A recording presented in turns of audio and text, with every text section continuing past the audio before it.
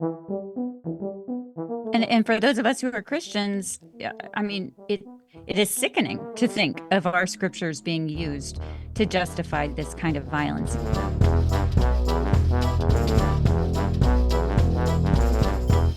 You're listening to Good Faith Weekly. I'm Mitch Randall. And I'm Missy Randall. We're here each week exploring the intersection of faith and culture. We find people who stand up, speak out, and step forward. For inclusion, freedom, and justice for all. It's time for Good Faith Weekly. Brought to you by Good Faith Media.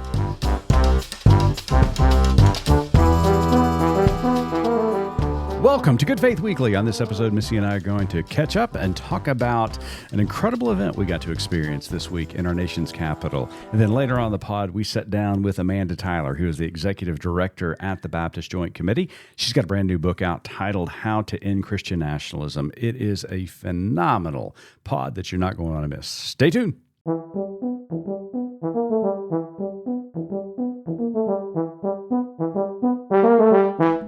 Hello there, Missy. Hey, how are you? I'm well, and you? I am well, just still digging our way out of boxes. Found anything interesting in those boxes? As a matter of fact, yes. Last week we talked about unexpected things we did. That I found that I was so happy to see. And you know what I found actually 20 minutes before we came here to record? Oh, I can't wait. I'm so excited about. Please tell us about it. My favorite knife. Oh. Take it as you will. Take it as you will. But yes, I, for the first time in our new old house, am making our big pot of fall soup. Yay. Because it's soup season, you guys. It is soup season. I am so excited. Yeah, so I needed to chop an onion, and I pulled out that knife, and I was like, oh. I mean, some people get really excited about pumpkin spice latte. We get excited about soup. Right, and if you listened last week, cumin in soup. I forgot about that. Yes. So there is a delightful big cauldron of soup waiting for us. So we got to get this done. That's right. But I wanted to tell you, yes, I have figured out a way to make Election Day great again. Oh my goodness. Please do tell. In my research for our opening, I have the key. Okay, I'm sure you did a deep dive. Of course, because Google is my best friend. But before we get to that, let's talk about what we did this week. Yes, we had such a great experience. Yes. We were in Washington, D.C., attending the Good Faith Media board meeting, which was wonderful. It's great to see everybody. Like every good business meeting, right? That's right. Those reports were awesome. Our colleague Starlette Thomas was talking about, those numbers, they're great. Yes. But we did have we love the Yeah. people we get to be in the same room with. Yeah, so absolutely. it was a lot of fun. So a great couple of days in D.C., but we had our last evening there. We were spending the night there, flying out the next day. Well, lo and behold, we found somebody else was going to be in town in our nation's capital. Right. So we had our board meeting. It ended, and I honestly had tried unsuccessfully to move our flight up so we could leave that day. Yeah, we were ready to get home. Ready to be home. Yeah. Ready to be home. Start that soup, baby. Right. And it was just going to be so expensive. So we were kind of stuck for an extra night, which, I mean, we love being in D.C., but at this stage and this point in our lives, we just wanted to be home. Sure. But as luck would have it, we heard, that there was going to be a rally at the Ellipse on our last night there. President Kamala Harris was going to be there. And so we thought, you know what? We'll sign up. We'll go. We'll just see what it's all about, right? Yeah, we're in the nation's capital. This is what you do. Right. And then one thing led to another. We let some people know we were going to go, and somehow we ended up with VIP seating.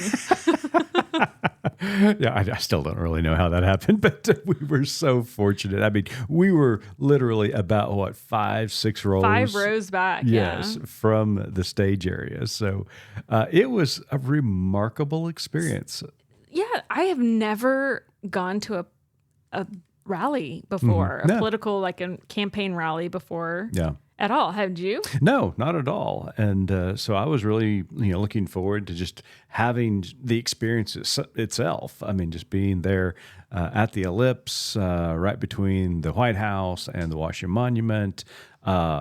It was a little bit eerie, I have to admit, because that was the same place that the Jan Sixers started out. Rally took place as well. But once we got in, found our spot, man, it was remarkable. Yeah, even just getting there, finding the right line we were supposed to be in, but walking past other lines, and then hearing through the crowd, like the lines were over a mile long to get in, and it just the energy, and just the energy at that sort of event was really fun to just be in the midst of. Well, it was interesting as the day unfolded, and we had made a commitment to go.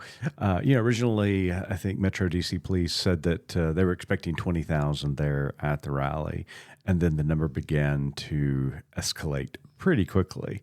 And, by 3:00, it was 40,000. And then we were hearing 50,000. And I think eventually it ended around 60,000, 65,000, I think, total. And three with our group, with right? Three, that's right. Yes, with us and our friend. Yeah. We went in several hours early just because we had no idea what to expect or how long it was going to take to get in. Yeah.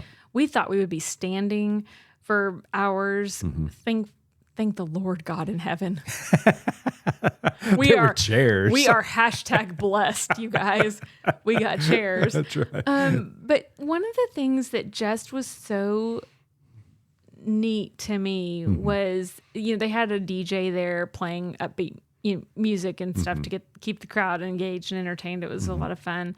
But there was an ASL interpreter. Oh my gosh. At the front. She was remarkable. And watching her again, imagine a DJ party, like, real upbeat music, and she's dancing and doing, sign language for the folks who were hearing impaired. And I was just transfixed. It was just an amazing scene to watch. Yeah, it really was. And she was great. So many other people around us, a lot of enthusiasm, a lot of excitement. But for me, there were some children around in the audience, and there was this little girl that was standing in front of us, who was dressed like Kamala, and you could tell was really excited just about being there and seeing the vice president, and she just wore it on her face. And of course, when the vice president came on stage, I bet she took 10,000 pictures, both landscape and vertical, mostly for her Insta or something like that. But it was really cute. She was excited. Yeah. So I saw on the other side of us, there were some folks who, God bless them, were brave enough to look like twin toddlers, little girls. Yeah, I saw that. Yeah. And I took their picture from behind because I won't post pictures of, other kids' faces. But I don't know, in that moment, it just reminded me of what that means, regardless of what happens. And I found myself feeling like that little girl, like what that means to feel represented and seen on the stage. Yeah. And I think that is such an important point because, even growing up in the 70s and 80s, there was a lot of talk about the potential of America's first female president or first female vice president. And it was somewhat theoretical at the time. And then Geraldine Ferraro was selected as Walter Mondale's vice presidential candidate. And then, of course, before that, several women had run for president in primaries and third party candidates. But no one has gotten the kind of excitement and enthusiasm that we have seen with Hillary Clinton and now Vice President Kamala Harris. And so seeing those, young girls out there looking at that stage, it's not theory any longer. It's a possibility. They can see themselves on that stage and dream of a day where it's just common that America has, female presidents. Right. And for me, it's just, I want to say it's a reminder, but it's not. For me at my age, I'm still learning how important representation is, even for my own gender, which makes me understand more what representation means for someone who's not, socially colored as white, European. Right. And so it's it's really interesting to just soak in those moments. And that's what I tried to really do as I looked around at the crowd. Sure. But incidentally, just fun fact, do you know when the first woman ran for president of the United States? Oh. What year? I mean, I want to say Shirley Chisholm, but I think there's probably somebody who ran before her. So, what year? Just guess a year. I can't remember the year she ran. I want to say in the 60s. 1872. See, I knew I was wrong. Right? Yeah. Victoria Woodhull. Way to go, Victoria. Never heard of her. Don't know how far she got, but she was the first woman to run for president. Good. But like I teased in the beginning, I have figured out a way to make Election Day. Oh, yeah. I forgot. Oh, yeah. Again. So please. Okay, but first we have a little 3-question quiz. Oh, jeez. Come on. Okay. Who was the only president elected who did not represent a political party? The only president elected? Mm-hmm. Who did not represent a political party? Theodore Roosevelt? Nope. Who? George Washington. Ah, duh. Right? It's kind of like who are the only 2 humans without a belly button? You remember that joke from youth group? Yes. And duh. what's the answer? Huh? What's the answer? Who are the only 2 humans without a belly button? Adam and Eve? Right. Yeah. Okay. It felt like that kind of thing when I saw it too. I'm so angry. Who is the only president who received all unanimous electoral college votes? George Washington? Yes. That's good. It's like he's the only one. Okay, incidentally, fun fact, James Monroe received every electoral vote but one in 1801 because a New Hampshire delegate wanted George Washington to be the only president elected unanimously. Okay, last question. Yeah. Who was the only president to blow his entire campaign budget on liquor for potential voters? That's got to be Andrew Jackson. George Washington. Okay. So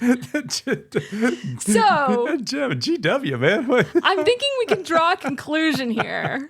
Yes, and when I saw this fact, I was like, I've got to go. And I found like 3 or 4 different sites that have validated this. I had no idea. Where was this in my social studies book, right?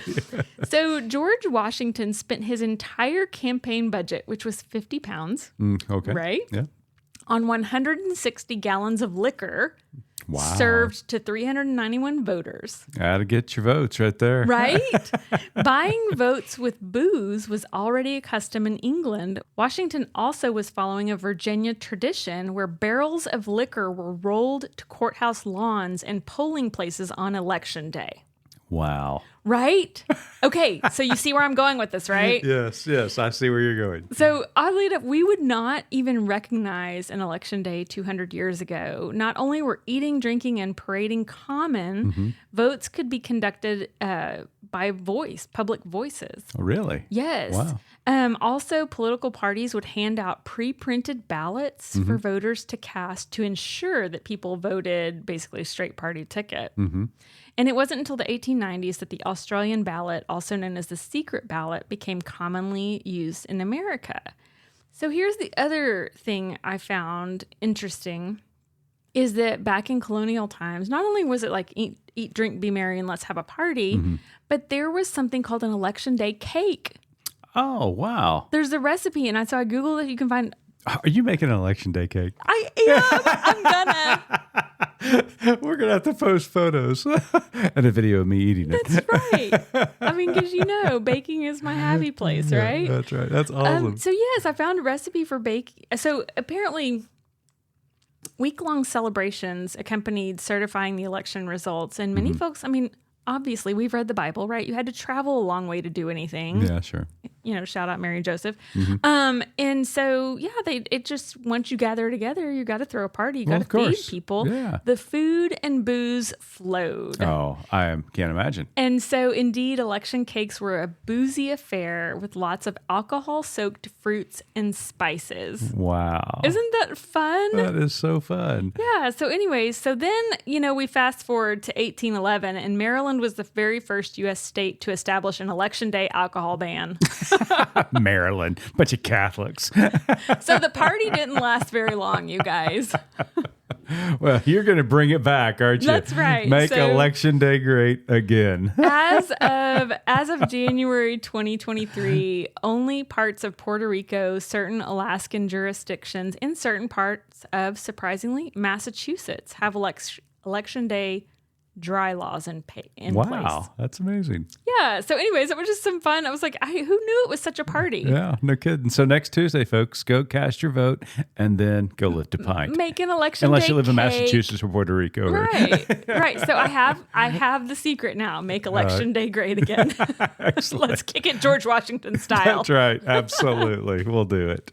Well, we will be right back. Missy and I sat down this week with one of our dear friends and colleagues, Amanda Tyler, who's the executive director at the BJC Baptist Joint Committee. She's got a brand new book out titled How to End Christian Nationalism. And we had a really good conversation with her. So stay tuned. We'll be right back. So much of what I learned in church was about doing instead of being. Pray this prayer. Affirm this belief. Save your soul. But doesn't our faith teach us that there's nothing we can do to earn or escape God's love?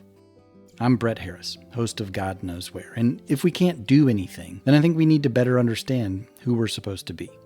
Join me for Wayfinding, a new series exploring Jesus' parables to discover who God calls us to be. Find God Knows Where on your favorite podcast platform.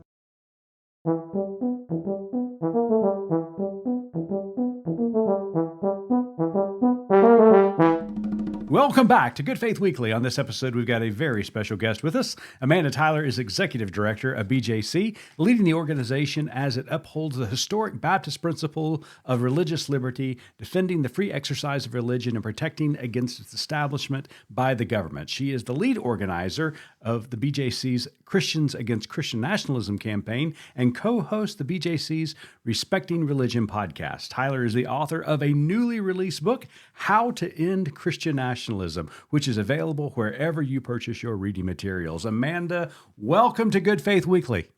Oh, it is so wonderful to be back, both of you this time. So Amanda, thank you for writing the book. I will just say I thoroughly enjoyed reading it. I felt like we were just sitting on the couch having a conversation. Like it was just so well written in terms of just making things digestible. Like you said, or in the book, you give us 8 steps to help end Christian nationalism, which were all very doable. So thank you. But you open the book by discussing why ending Christian nationalism is essential and personal to you. I wondered if you could share a little bit more about your background and why this is such a passion for you. Yeah, well, first, thank you for your kind words. And that was really my goal, was to make this something that was really accessible, and could be a personal tool for people, for individuals and for groups who were really wanting to work to dismantle Christian nationalism. So yeah, as part of my introduction, I thought, this is not a memoir, but I thought it would be important for people who don't know me personally, who are coming to this book, to understand a little bit more about how I got into this in the first place. I get a version of that question sometimes when I'm out speaking. How exactly is it that why is this your thing? Why are you out here talking so much about ending Christian nationalism?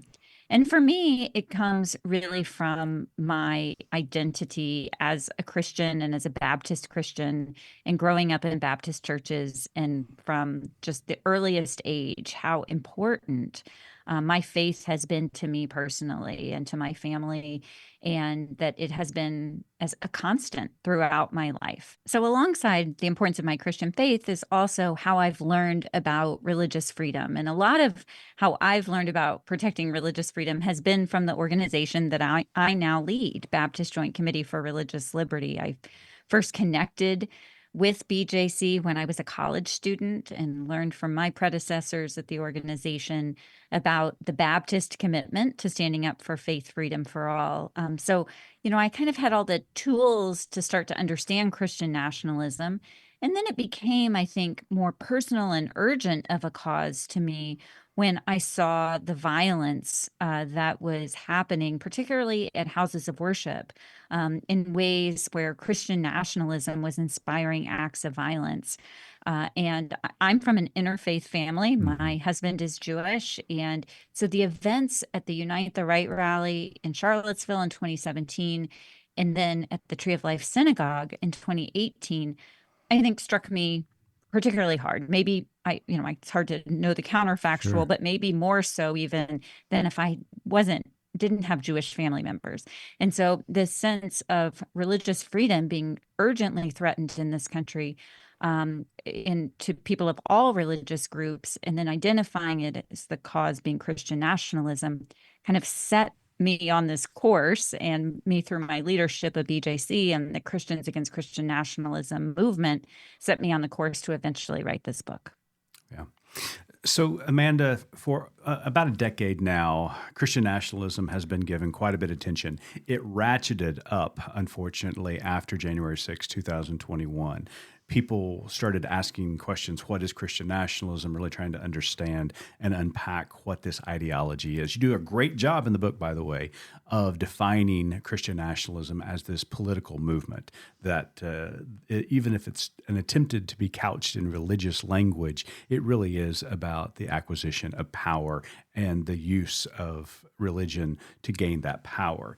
But what you state is something really, really eye-opening, I think, for the reader. And let me read your own words back. You said, Christian nationalism is the greatest threat to religious liberty in the United States today. So why do you think that? And how can we, counter that? I mean, the whole book is about that, obviously, but why do you think it's such a threat right now? Yeah, well, I think Christian nationalism being, both this political ideology and a cultural framework that is just kind of inherent in the water, in the culture, in American culture, has also become this well-organized and highly funded political movement. And so we see these forces kind of coming together, I think, in our current moment. And all of it, it takes so many different forms. Some of them, as you point out, kind of really stark threats to democracy, like the insurrection on January 6, 2021. Some of them more everyday mundane examples, or not so mundane, like what's happening in your home state of Oklahoma with the state superintendent of schools. But it all adds up to this this urgent threat, I think, to the central promise of religious freedom in our constitutional order. And that is a promise of equal belonging without regard to religion. And that promise of religious freedom for all, of religious equality, is essential to a pluralistic democracy. Mm-hmm. If we lose that, then I think that is kind of one of these linchpins of our pluralistic democracy. If we pull that out, I think so much of the rest of the democratic order will start to crumble. And we are at an urgent point right now, but what I want to make clear is that this isn't a new problem. Right. This isn't a problem that just started on January 6th or didn't just start with the Trump administration, but rather has been building for centuries, and then with more force, I think, over the last few decades. But I think altogether, it's really attacking our central and foundational ideas of what it means to have religious freedom in this country. So, Amanda, in the book, you recall an experience that you had attending the Reawakening America tour. The way you described it, I mean, I've heard about the tour, but just the way you described it was really powerful, especially the part about the baptisms. You talked about the juxtaposition between baptism as you had experienced and witnessed it in your faith versus what you saw at this tour. And I know it's kind of, I don't know, I don't want to sensationalize it or anything, but I felt like that was such a concrete example for those of us who grew up in church and maybe didn't see the water we were swimming in. That was pretty eye-opening the way you described it. Would you share that story with us? Yeah, for sure. So just a little context in case people are learning about Reawaken America for the first time. It's been going on for the last few years. Kind of started in Oklahoma from some people. Sorry about that. Of course it did. Yeah. But one of its early stops was in my home state of Texas. So, we can share equal blame here. But it is led often by Michael Flynn, the disgraced general. And in an early stop in San Antonio, Texas, he said the quiet part out loud. He said, we are one nation under God. We should have one religion. So it really made kind of the theocratic aim of this tour pretty plain.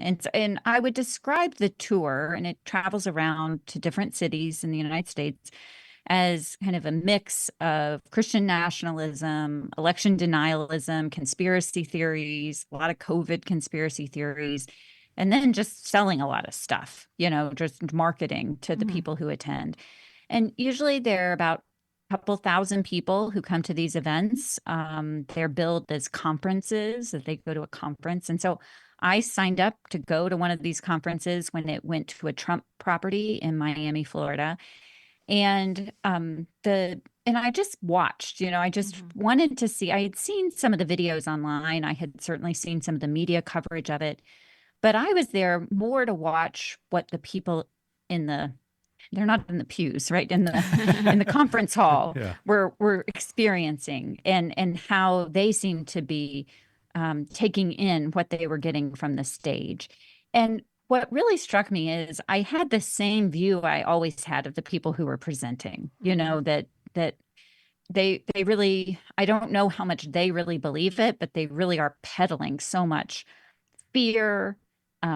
They're really kind of trying to stoke some violence, and they're pushing this Christian nationalist narrative.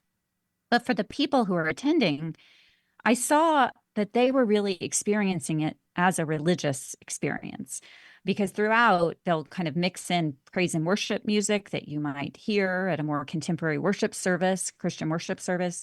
There's prayer, there's Bible readings kind of interspersed with all of this other conspiracy theory stuff. And people were crying and just obviously having an emotional religious experience. And then at one of the breaks, everyone's invited outside where they have a galvanized metal tub and you can line up to get baptized.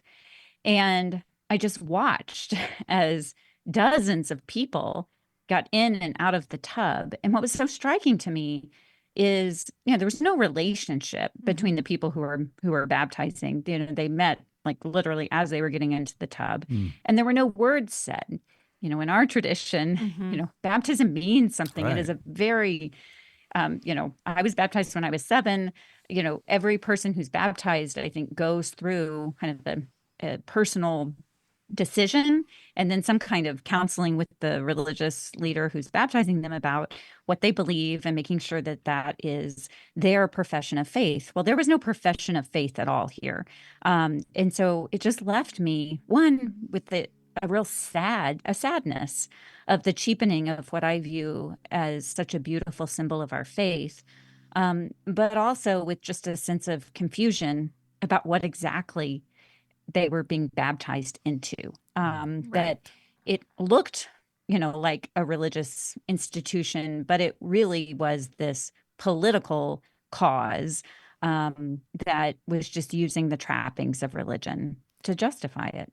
Right. It was a really jarring thing to read, just and thinking about being there, like you said, and just seeing that kind of a cold moment and the cheapening of something that, as a person of faith, like you said, in our Baptist tradition that we hold dear.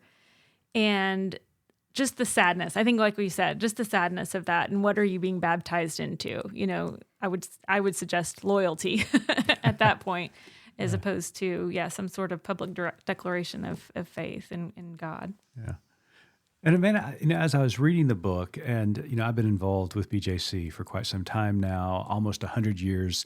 You've been involved with them almost 100 years? Yeah, almost 100 years. Okay, I feel like it sometimes. It's almost 100 years old, is what I was about to say. And been doing this work for decades upon decades upon decades. And for so long, the organization that you now lead has talked about some of these smaller issues when it comes to religious liberty and the separation of church and state.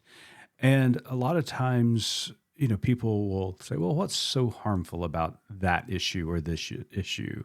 Why can't teachers teach from the Bible, like here in the state of Oklahoma? What's so bad about that? But these little things have been building up over time, it seems to me. And it seems like it has culminated into this moment that we're now seeing. This latest era of Christian nationalism that's become more militant and more violent, is this just the product of us ignoring these issues or not addressing them or taking them seriously. And this is where this has led a misunderstanding or a misinformation campaign about religious liberty and church-state separation. And you talk about that in the book quite extensively. Yeah. Well, I do think that the more mundane examples of Christian nationalism, even some examples of what we call civil religion, that have just kind of continually sent this constant message of the merger of our Christian and American identities into one, as if to be a Christian means you're an American, or to be an American means you're a Christian. Right. Things like, saying one nation under God in the pledge, or the national motto, "In God We Trust," both of which are vestiges of another high tide of Christian nationalism from the 1950s. Just some of these more, again, everyday examples of the merging of Christianity into patriotic language. Those have allowed the ideology of Christian nationalism to just kind of permeate and to take deeper root in American society. And I think it then provides fertile ground for more violent movements, for more authoritarian movements that want to seize on that language and try to use that language to recruit and galvanize people into their movement. So, for example, and I've talked with a number of experts, both for the book, but also just in my ongoing work leading Christians against Christian nationalism, and seeing how some of the more extremist paramilitary groups, for instance, have used the language of Christian nationalism to try to attract more supporters. That even on like January 6th, for example, you had groups like Oath Keepers and Proud Boys, groups that by themselves are not their origins are not, I think, from a place of Christian nationalism, but found the language of Christian nationalism very convenient to their cause, right? And so now that has provided a kind of common language and a uniting force to all these different, disparate, anti-democratic groups that are working together now. They did on January 6th, and we watch with concern what will happen in this election season and the results to follow. But real concern that Christian nationalism could be used again to try to justify or intensify some kind of violent response to accepting election results or other threats to free and fair elections. Yeah. And you actually write about that in one chapter. And this is a quote that I lifted from that chapter. You said, "One of Christian nationalism's most blatant distortions of the gospel of Jesus is its embrace of violence and its use of scripture to justify violence." We just attended the Faith and Democracy Tour with Robert P. Jones. And PRRI, the organization he leads, just released a new poll. And once again, we're discovering that white evangelicals increasingly embrace violence as a tool to bring about the gospel or the kingdom of God in this world. That's terrifying, Amanda. It really is. And for those of us who are Christians, I mean, it is sickening to think of our scriptures being used to justify this kind of violence. I mean, often, they do, just like they cherry pick American history to try to tell a story of America as a Christian nation, they cherry pick from the Bible to find, quotes to support the violence of the movement. Some of that violence comes from some of the more violent passages of the Bible, right? We have to accept that there is violence in the Bible, and thinking, explicitly about the book of Joshua and, some of that, but that language and some of the stories there inspired an organization called Jericho March. Jericho March was one of these precursor movements to January 6th itself, trying to, bring people together to, march around the halls of power in order to bring them down. But bringing them down meant overturning democratic elections by any means necessary, as we saw on January 6th. Or, at Reawaken America Tour, I attended an event called Pastors for Trump, and just how explicit the calls to violence were in that space. Again, just often they, quote from the epistles about the armor of God, really, really twisting that language to, I actually recently preached on that passage. And so I really got to study it again and to see, that passage is all about subverting the violence of its own time and talking about that the armor of God was a peaceful armor. It's like a sense that this is spiritual warfare. This is not something that we are actually engaged in the physical struggle of our time, but rather what we're about as Christians, and how they then twist that scripture to try to justify physical violence, to take over the halls of power for their purposes, to try to institute their interpretation of scripture, their interpretation of the Bible that is a complete distortion of the teachings of Jesus, who was himself, of course, killed by the state for trying to overturn the ways of the world then. So it's very alarming and concerning to see how violence has become such a central piece of the movement. Yeah. So you also teach us, maybe we should have started off with this, about the difference between patriotism and nationalism in the book. So this is an important point. It's a really important point. So I thought we should talk about that because I get tired, Amanda, of being told I'm unpatriotic or I don't like this country because I believe in church-state separation. So the floor is yours. Well, I always like to start with definitions. I think it's really helpful. And so when I define patriotism, I define it as a love of country. And like all kinds of love, it can't be forced. It has to be freely chosen.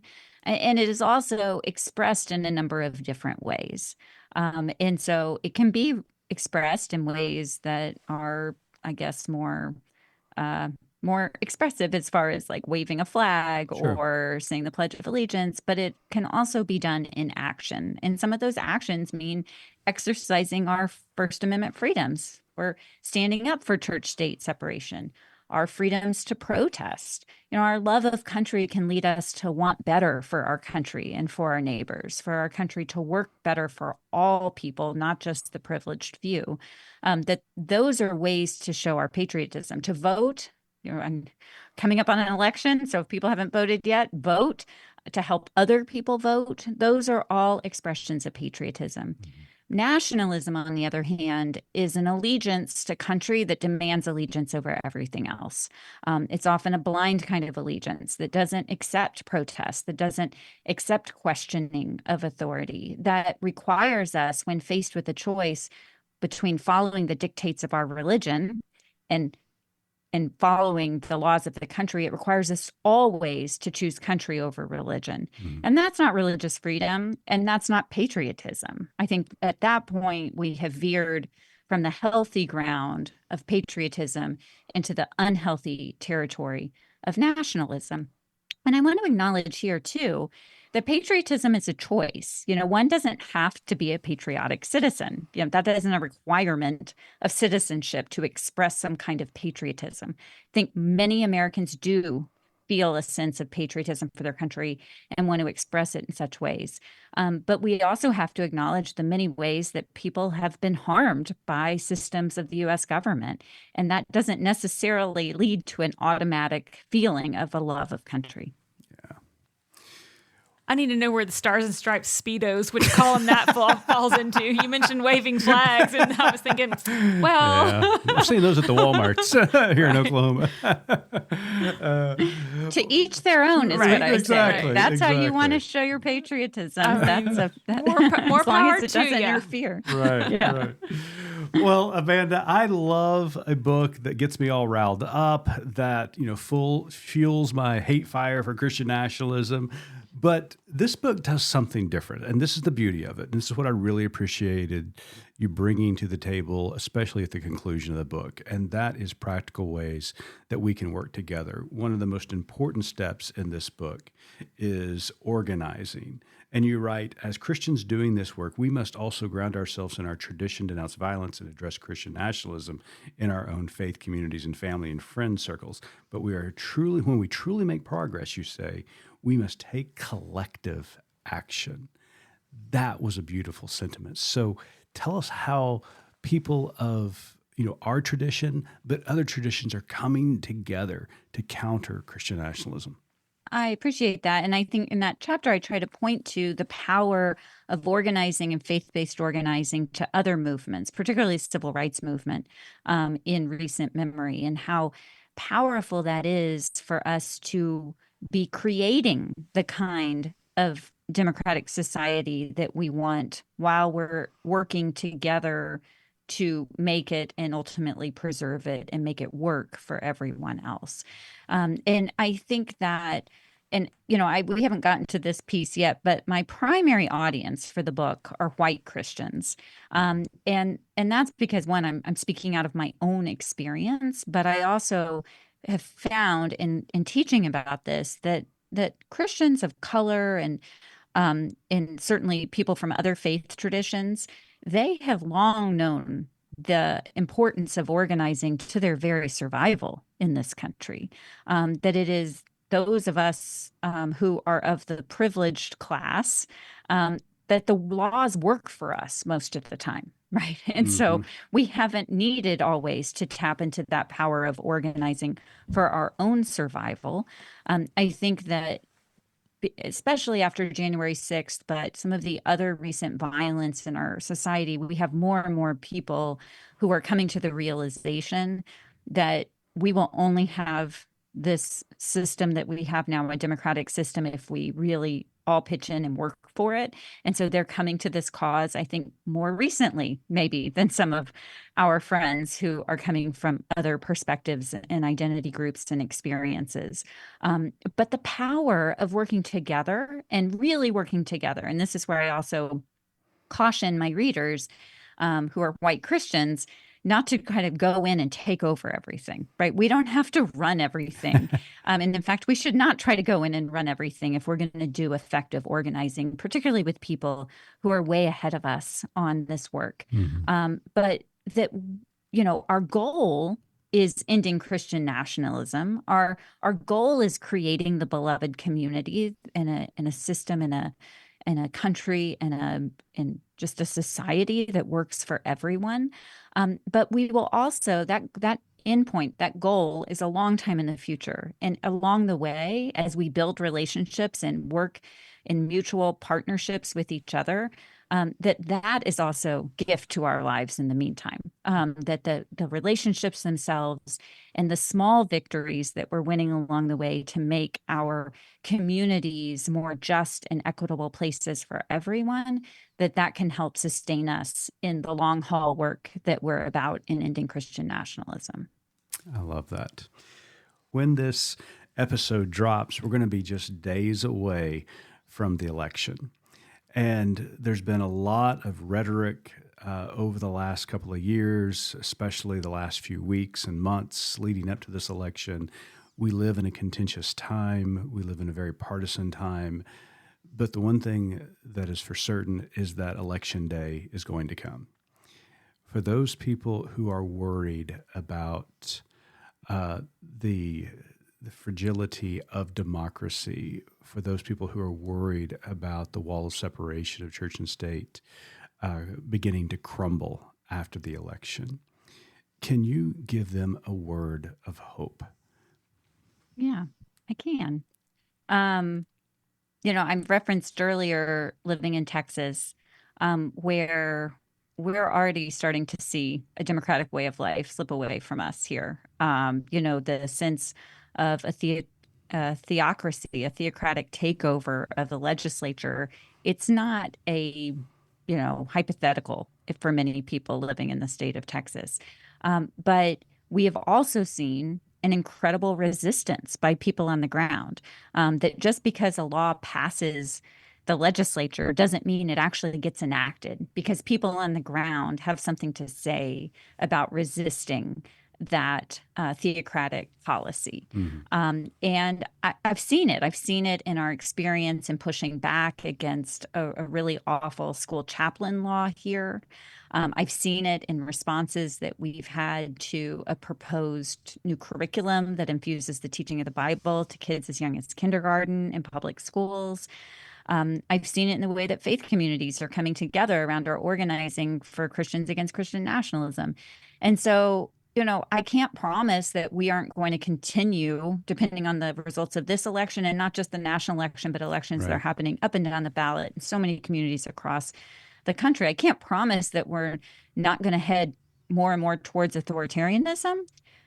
But what I can say is we only have an authoritarianism if we act like we're in an authoritarian regime. And while we have the legal protections that we do have, then we have to do everything we can to exercise and live into our democracy. That includes voting, that includes defending fair and free elections, but it also includes being engaged in the civic life of our communities. And I will say, ever since I moved back to Texas, I'm able to be more directly involved in this work on the ground. And it is so gratifying and energizing to be part of that resistance. And I'm really seeing, I think, some good progress and pushback to some really discriminatory policies. Amanda Tyler, it is always a pleasure. We are honored to call you a colleague and a friend. We learn something from you every time we talk to you. Amanda's new book is titled How to End Christian Nationalism, and it is available right now. Amanda, thanks for being on the pod this week. But before we let you go, Amanda, we've got one last question, and Missy has the honor of asking it. So, Amanda, as you know, our tagline at Good Faith Media is "There's more to tell." So, in light of your work and our conversation today, what is your more to tell? Well, my more to tell is, I guess, an open invitation to you and to all of your listeners to join me on my book tour as I travel the country, working, really introducing this book to people. And you can find tour dates at endchristiannationalism.com. I'm coming to Oklahoma City on November the 3rd, and we'll be in other communities through the coming weeks and months. But what I'm most excited about this tour is at each tour stop, we are working with local groups on the ground to have a call to action so that people will really come not just to learn about the topic and hopefully get a book and share one with their family and friends, but also to take that next step to getting more directly involved. And so I would love for you all to join me on and visit at one of these tour stops to come. All right, you heard it here.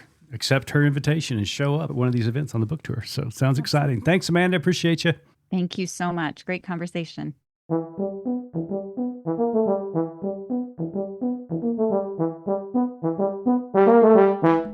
Well, Missy, we've known Amanda for quite some time. It's always great to visit with her. I love the fact that you said it was almost like sitting down on a couch with her, visiting about Christian nationalism, because it kind of felt that way because she's such a good friend and colleague of ours.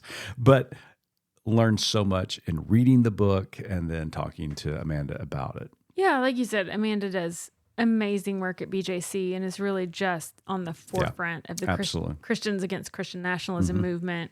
And so, yes, we do interact with her quite a bit. But like you said, reading the book was just kind of like having a conversation on my couch, which is, I always enjoy. I mean, kudos to anybody who can, write a book that doesn't give me a headache. And she did just that. She did. But, one of the things we talked about in the interview that I think just stands out and is kind of at the crux of so much of what we're dealing with as a nation right now is her really defining patriotism versus nationalism. Oh my gosh, yeah. And so I thought maybe that would be a good something for us to camp out on. Yeah, when in part of the book, she delineates the differential between patriotism and nationalism, which those are entirely different. And so as she was talking about that, I was reminded, of my childhood growing up, and I grew up in a household that was full of Democrats and Republicans. But I also that was a thing. That was a thing back then. That's right. Who knew? That's right. And both of them had very strong opinions about their parties. But both parties, made me be proud to be an American and to celebrate all the goodness of America. And so I really appreciated the patriotism out of both the Republican and Democratic Party, and especially my family members who encouraged that. But here we are in 2024. And leading up to this, there has been this rise in nationalism. And as we talked with Amanda about, this particular brand of nationalism is Christian nationalism. And it just started to get me thinking, Missy, especially after our conversation in the intro of this episode, as we recalled our time at the Ellipse at the rally for Vice President Harris. And the enthusiasm that was present there, the patriotism that was present there. People were proud to be American, lots of chants of USA and freedom, and just all the hoopla that goes with any type of rally. It's a pep rally. It really is. It doesn't matter if you're a Democrat or Republican. Give me some pom poms and a short skirt, and I'm right back to 1990. Sorry. Okay. I just totally threw you. Yeah, you did. You did. I got to concentrate again. Reset. Oh, but no, one of the things that we kept, alluding to as we were there at the rally earlier this week, was it was hard to believe that we were on the same grounds that the rally took place January 6, 2021. And all of the vitriol, all of the hateful rhetoric, the nationalistic type of rhetoric that was coming out of the speakers that day. And then, oh my goodness, after the rally was over this week that we attended, and we finally found our way out, because that's another story. We walked up Constitution Avenue towards our hotel. And I mentioned to you and our friend that we were following the same route that the January 6 insurrectionists took towards the Capitol. And it just really, really put into perspective to me the difference between patriotism and nationalism. Well, let's be honest. I mean, the Jan 6ers were at the Ellipse shouting USA, USA. I mean, sure. you know what I mean? Like, it's, walking through the same motions and having the same energy and the same collective celebrate. I don't know if celebration is the right word for that. And that's an excellent point, because, there is a lot of mixture of patriotic type of language and enthusiasm wrapped up within nationalism. The problem, yes. I know. Yes. You know what we did afterwards? What? We went to eat. We did go to eat. You know what we did not do? We did not storm the Capitol. We did not go defecate on someo's desk. We did not. We did not do that. Sorry. No. I've thrown you again. You've thrown me again. But that, besides the defecating on somebody's desk, that really is the big difference, because, patriotism is good. It's genuine. It gives us enthusiasm about our country. It makes us feel good about our country. But when it crosses a line is when patriotism is used to perpetuate political violence. Mm-hmm. And that's what we're seeing right now. Whether that patriotism is used to divide Americans, whether that patriotism is used to marginalize or oppress other citizens or other people who are trying to make it to this country, or, as we saw on Jan 6, literal political violence against their own country. That is where the line has to be drawn. And patriotism crosses over to nationalism. And nationalism basically puts country above all else, mm-hmm. above citizens, above the Constitution. It demands loyalty to the ideology, and usually it is loyalty to one individual. Mm-hmm. And whether that is a king, whether that is a cult leader, or whether that is a president, it demands loyalty. And so it's this autocratic, totalitarian ideology and body of politic that perpetuates this violent, militaristic type of behavior. And so it was really, really evident to me as we walked up Constitution, and then after our conversation with Amanda, just the huge difference between the two. it's good to be patriotic. It's something that we celebrate. As Amanda, does remind us that it's not a requirement to be a U.S. Right. citizen. That was a really interesting point. You and I talked about that afterwards. Like, it's not required. It's not a requirement. But you know what? It's kind of like faith. I mean, in freedom, and God gave us free will to love, to follow Him or not. If it's not free and if it's not a choice, then guess what? Exactly. So, and that's to me, and that's where for me, this gets at the intersection of faith and culture, because, I'm a proponent of both faith and democracy. And for me, as a person of faith, as you just said, our Creator, we call God, created us to be free individuals. And because of that freedom, we have the freedom to choose. And we can either choose to follow God and God's ways, or we can choose not to follow God and God's ways. But why would God give us that choice? And for me, it boils down to one idea, and that is the only way to love is to be able to choose love. Mm-hmm. Love cannot be forced, and it cannot be coerced. Loyalty can be demanded, and it can be coerced, and it can be used in horrible ways. But love has to be a choice, and that is the beauty, I think, of the theology that we have, or that I at least have embraced. And the idea that God created us free beings in order for us to love. So I choose to love my country. I'm not forced to love my country. It's not a demand on my country to love them. It's a choice, because there's a lot of things to love about this country. Mm-hmm. Obviously, there's a lot of things to criticize about this country as well. But my criticism should never be misunderstood as the absence of love for my country. Well, criticism is also in, the idea that you want to make this a better place for everyone. Yeah, sure. And maybe that's the difference. Do you want this to be a better place for you? Yeah. Or for everyone? Right. And so, we do. We love this country, and that's why we fight for the freedoms that we have. That's why we fight for others to have those freedoms. Mm-hmm. Yeah. And you know who taught me this? Nope. You did. Oh. Yeah, you did.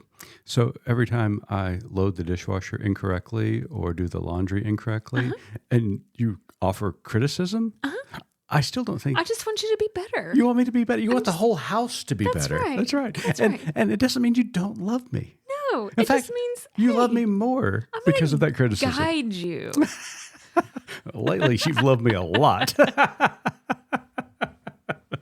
Anywho, it's great talking to Amanda. Please go check out her book. Buy it wherever you buy your reading materials. It's titled How to End Christian Nationalism. I really appreciate every time we talk with her. Absolutely. Well, Missy, this podcast is going to drop Friday. Mm-hmm. It will be the last pod that drops before Election Day. And I know that you're going to make Election Day great again with your cake. Cake and booze is what George Washington, that's the precedent he set, right? Right. Cake and booze is what he said.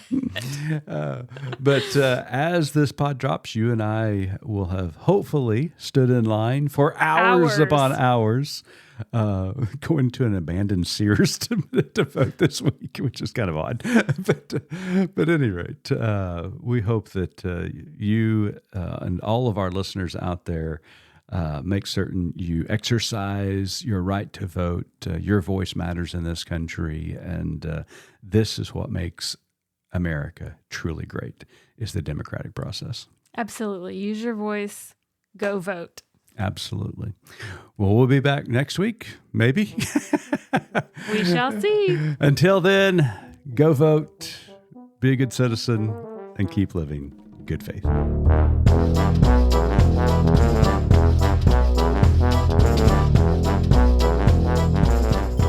You've been listening to Good Faith Weekly, hosted by Mitch and Missy Randall. This weekly podcast from Good Faith Media discusses matters of faith and culture. Subscribe wherever you get your podcast and give us a like and a glowing review.